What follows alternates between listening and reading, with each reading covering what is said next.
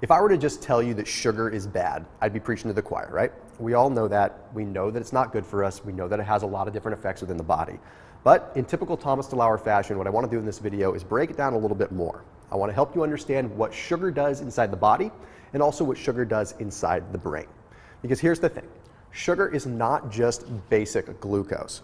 Sugar, or refined sugar, is entirely different. It does something quite different in your body, and it's important that you understand what's happening. So first off, let's start with what it does in the actual body, and then we'll break down what it does in the brain. First and foremost, you hear me talk about sugar and its relationship with inflammation. Before I go into detail about that, I have to give you a quick summary of what inflammation is. You see, inflammation is a very simple process that occurs within the body. We need it to function, we need it to heal. Whenever you're done working out, inflammation is triggered. Whenever you're sick, inflammation is triggered. Whenever you have any kind of infection, inflammation is triggered. The problem is that inflammation, when it's chronically elevated, becomes a very big problem because your body is in a heightened sense of alert. So basically, it's trying to fight something off. But when we consume sugar, we have a massive increase in inflammation. There have been studies that have proven that. But it all has to do with something known as advanced glycation end products. What these advanced glycation end products are basically a response to a reaction with sugar within the body. You see, we always have a certain level of proteins and fatty acids that are flowing through the bloodstream. Doesn't matter if you're fasted or not. Your body is breaking down fats, it's breaking down proteins, and it's allowing those particles to flow through the bloodstream. Well, when you consume sugar, that sugar responds with the proteins and with the fats, and it creates a little bit of a reaction. And this reaction creates these advanced glycation end products, which I'm going to refer to as AGEs. These AGEs are what trigger inflammation within the body. You see, studies have actually shown that when you consume 50 grams of sugar, which is a modest amount, typically what you'd find in a soda, you're going to have an increase in C-reactive protein levels within 30 minutes. And those C-reactive protein levels are going to remain elevated for over 2 hours. This has been proven time and time again, giving us a solid link between sugar and inflammation. But what else do these AGEs do, these advanced glycation end products? Well, unfortunately, they react with aging components within your body. These AGEs break down collagen, and they break it down quite dramatically, which means that if you're consuming a lot of sugar, you probably notice that your complexion isn't very good. You probably notice that you're getting wrinkles a little bit early on in life. You probably notice that you don't recover as well when it comes down to your skin. Well, guess what? It doesn't stop there. You have a lot of collagen in your joints as well. So if you're someone that's dealing with a lot of joint pain, in addition to the inflammation that is caused by the sugar that occurs in your joints, we also have a breakdown of collagen, which is making it so your joints can't recover. These AGEs are not good. It's not a normal response that should be occurring within the body. When it happens, it should be happening at a very small amount, but we're consuming so much sugar, it's a huge issue. Okay, now let's move in to the arteries and the heart for a second. Here's the thing. So much of the common media and so much of what we hear today all tells us that fats are the enemy when it comes down to atherosclerosis, when it comes down to high blood pressure, when it comes down to any kind of heart disease.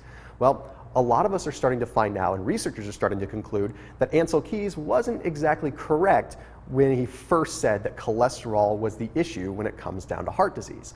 You see, inflammation is truly the issue, and a lot of doctors and researchers are starting to see that now. You see, what happens when we have an insulin spike that occurs from consuming sugar, we have cells in our arterial walls that actually harden up.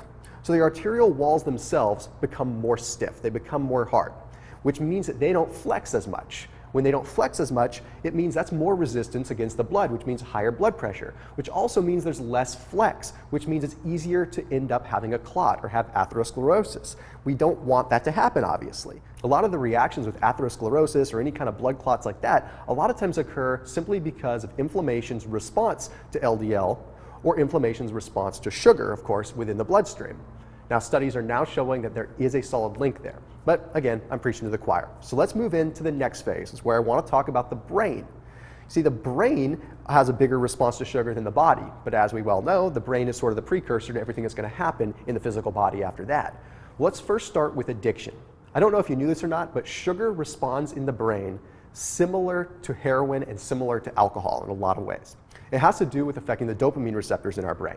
We have a high level of what is called dopamine desensitivity that occurs. So every time we consume sugar, we get a dopamine rush. We get a little bit high from it, and that's why it feels so good, and that's why we crave it. Well, that desensitization occurs, which means that you end up needing more and more sugar to get the same result. Well, it doesn't stop there. we actually have opioid receptors in our brain. These are receptors that usually are triggered by things like heroin or morphine. Well, guess what? They're triggered by sugar as well. So we're now finding through research that sugar has, gram for gram, almost as powerful of an effect on those areas of the brain as most street drugs do. That's pretty darn powerful. Now, to add insult to injury, we have cross-sensitization with alcohol and amphetamines when it comes to sugar, which means sugar can actually help you build a tolerance to alcohol and build a tolerance to amphetamines. Now, I guess if you're trying to build a tolerance to alcohol, that's not a bad thing, but in reality, that means that we're affecting the same area of our brain. Definitely not good. All right, let's move into depression. This is a big one because a lot of people will bring up which came first, the chicken or the egg. Does a depressed person or a person that has a mood disorder go to sugar because it helps them feel better? Or does someone that consumes sugar acquire symptoms of depression or mood disorders? Well, a 2017 study in the scientific journal took a look at that. So this 2017 study took a look at just that. It broke down which came first, the common mental disorder or a sugar addiction. They took a look at 23,245 people, and they had them take assessments, okay? Assessments that looked at their mood, and then assessments that logged their food or their sugar intake. Well, what they found is that there is no link between the common mood disorder and reaching for sugary sweets, but there was a link between consuming sugary treats and then acquiring mood issues. Therefore, researchers were easily able to conclude that sugar does indeed trigger the common mood disorder and potentially even depression. Now, I know that this isn't too much new news for you, but I wanted to be able to break it down in some science that you understood. I'm not saying that you need to go and throw away everything that has any trace of refined sugar in it, but I am saying that you do need to start making a little bit more of a concerted effort to avoid that, because it does have a direct impact on your aging, and it does have a direct impact on your body composition in a lot more ways than just a potentially bad starchy carb would. So as always, keep it locked in on my videos, and if you have any ideas for future videos regarding inflammation, ketosis, fasting, you name them below. I always look at them and always get awesome ideas from you guys. So I will see you in the next video.